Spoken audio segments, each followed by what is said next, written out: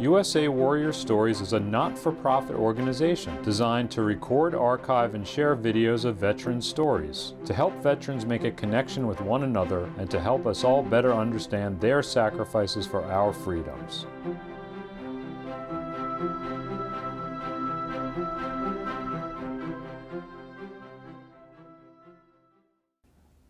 Robert W. Jones grew up in Port Washington, was born in Bayside. And who's this wonderful woman next to you? My granddaughter. Lisha Catherine Jones. The Catherine is his late wife. And I grew up right here in Westhampton Beach. Well, the first thing that comes to mind is you don't really even need to hear the stories because you would see him doing crazy push-ups in the living room, and when he was younger he would be showing us his bugle, and so we had the military essence going on with my grandfather. And we do have a lot of people that served in the military. My uncle, 3 granddaughters, and a grandson. So Robert, you were drafted 1942? No, No? enlisted. You enlisted. Oh, Yep. So talk about that. Had to have permission from my mother to enlist. Basic training was Miami Beach, Florida. It was cool. We ate in all the fancy restaurants down there. The military took over all the hotels on the main boulevards in Miami. I was an ocean lifeguard in high school, and my mother had brought a recruiter over. Right across from us was Coast Guard housing, so it wasn't a far trip. And after a conversation with the recruiter, I decided to join, and I went into the Coast Guard. So basic training was Cape May, New Jersey. So it was challenging, but I definitely, I was in great shape and was really loving the whole entire, enjoy competition. I'd probably get that from my grandfather. The first duty station I had was Florida. Every single person was told except for me. And so I had to go to my company commander and square his office, report to him, and ask him. And he was like, "You're going to station vacation," and still didn't tell me. And then a week later, or a couple days later, it felt like a week, he told me I was going to be stationed in St. Pete, Florida. I realized I was thinking ocean lifeguard, that I would be in the water all the time, and that's not the case. If you wanted to be a rescue swimmer, you're designated, you're going to go in the water. Maybe I should have gone rescue swimmer, but I would make every excuse to get in the water. If we were doing man overboards, I'd be a man overboard. We're supposed to use dummies or a life ring, and I would end up somehow in the water. And I was able to do a few pretty big saves. I was at a meeting. There was a small plane that crashed right outside the Coast Guard base. I asked permission. I said, "I'm an ocean lifeguard. As a civilian, can I go to the plane?" And so I took 2 lifeguards, put them on my leg, and it looked like probably the Forrest Gump hands swimming all the way to the plane. And the pilot was a better swimmer. I gave him a life raft, and I went and got a less skilled swimmer that was the passenger. And by the time I got her, the Coast Guard boat had come around and really couldn't figure out why I was in the water. They thought, one guy actually thought I was in the plane. That's how much we never go in the water, in my dress blues. And Bob, Yeah. when you were going through basic training, you eventually became an aircraft mechanic, correct? Yeah. What was that training like? No particular training for an aircraft mechanic. They took us by numbers, I guess. I don't know. But my first assignment was in Texas. And that was pretty short-lived. And then went to Salina, Kansas, and started working on aircraft. And from there, assigned to the weight and balance department for the distribution of supplies on B-17s. The pilots and the crews picked up their planes and crews from Salina and flew Presque Isle and over to England from there. I was in the weight and balance department, so that included life rafts and all the supplies for the life rafts. So we tested the life rafts, we blew them up and made sure they were okay and operable. Put all the supplies on them and then stored them in the life raft department of the aircraft. They made me a corporal and then put me in charge of 2 WACs and myself, and we were a crew to do the testing of the equipment and distribution to the airplanes. And by noontime, we were all finished work, go to town anytime we wanted, any day. The base was 10 miles from town where we lived, and I rode a bicycle from the base to home every night. I hung on to the back of the bus 10 miles from the base to the town of Kearney, Nebraska. They made me a sergeant, buck sergeant, and got involved with all the sports. Played football for the Air Force. Got better food than the rest of the guys. On my first furlough, went home and got married. Best thing I ever did. After a couple of months, my wife came out to Nebraska and she got a job in the Quaker Oats Company, building bombs. And she had previously worked for Grumman Aircraft in Port Washington. What did you think of Nebraska? No comment.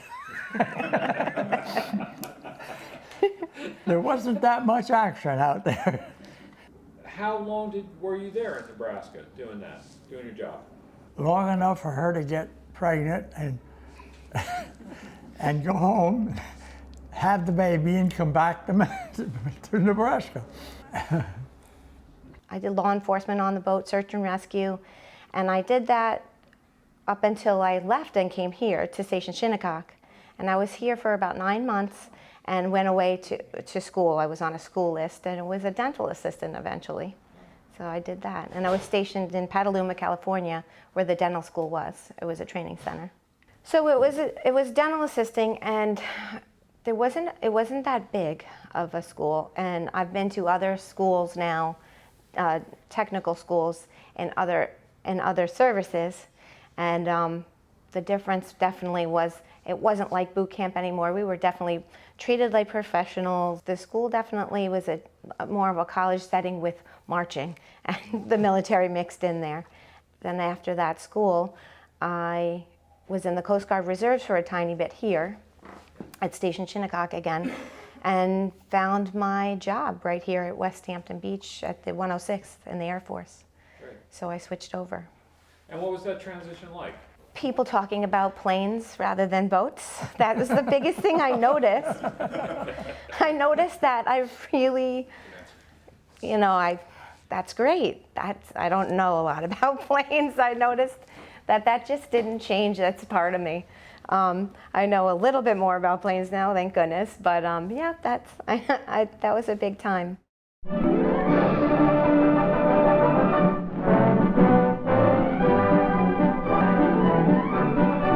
In New York City, as throughout a rejoicing nation and world, vast throngs of grateful, happy people celebrate the end of fighting, the dawn of peace.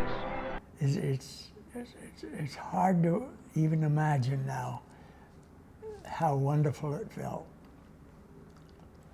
Because you thought any time now they're going to call me, so they'll find something for me to do. I applied for OCS, and they accepted my application, but said that I would have to sign up for another hitch of 4 years. So that canceled that out. I had other plans. And we had another little girl. I came back to Long Island, lived with my mother in Port Washington, went to work for a tank cleaning company. We would go aboard tankers and clean them preparatory for dry dock, $1.47 an hour. But that may sound small now. You weren't worried about the chemicals? No, I wasn't particularly worried about it. I wasn't worried about anything at the time. The tank cleaning industry dropped off after a couple of years, so I decided to try Florida and see how it would be down there. I got into an old Cadillac 39 and filled the tank with fuel from the tanks that I had 5-gallon cans of gasoline in the trunk and drove all the way to Florida without buying any gas. Did you get into any accidents on the way? Going on my way to Florida, down in Georgia, where the roads dropped off on either side of the road, I didn't take a turn. So I flew off the side of the road. I didn't know what to do with myself. I could, how am I going to get out of here? And along came a bus, a Greyhound bus. And I didn't think they were allowed to stop and help people, but they stopped and they put a chain onto me and pulled me up out of the ditch, up onto the road. And then I continued on to Florida, lived there for almost a year, went to an unemployment office in Fort Lauderdale, asked them where I could find a job, and they said, gee, we don't have anything, only dishwashers. And I said, I'll take it. So I took a job in a restaurant dishwashing. And to this day, you're really good at washing dishes. Yes. Does he come to your house and wash dishes? Oh, he teaches my 2 sons how to wash dishes. Yeah. They still don't know. I was a dental assistant up until I was getting up there in years, and I had this itch to serve overseas. There wasn't a lot of opportunity as a dental assistant to serve overseas. So it was an interesting decision when I switched over to security forces, and I got a deployment soon after I got out of the school. And I served overseas for 8 months, Ali Salim, Kuwait, as a security forces supervisor. So a lot different from dental, actually probably the polar opposite of dental. I had done law enforcement in the Coast Guard, but it was a long time ago. So I remember when we were going through buildings, guns up, and there was like a mass casualty incident where you're just training that there's victims on the ground. And I got yelled at, because here I'm like trying to treat, they're like, no, that's not your job, Terry. You're not medical anymore. But we do fuse it. There is training where you are able to do a little medical with the law enforcement. And so I can't say that I didn't get exactly what I wanted. This is what I wanted, and I couldn't be prouder. Because if I had served overseas as a dental assistant, I would, and someone said to me, thank you for your service. I used to say, 1 tooth at a time. 1 tooth. So it means a little more when people thank me. I think I gave a little bit more. I want to ask you, sir, Bob, are you proud of your grandchildren? I understand you have a whole family of people who have served. Oh, yes, I am. Did your father serve? My father was a captain in the infantry in World War I. What about revolutionary times? My relatives all the way back are the Townsend family. The original Townsend brothers came over from England in 1690, and they settled what is now Oyster Bay and Hempstead. And they were part of the Culper spy. After that. Yeah. Raynham Hall is the Revolutionary War home of the Townsend brothers, and the Townsend brothers were the Culper ring for George Washington. And Robert Townsend was Culper Jr. And they crossed the Sound with information for George Washington down through Connecticut and into the city. George Washington was stationed in New York City at the time.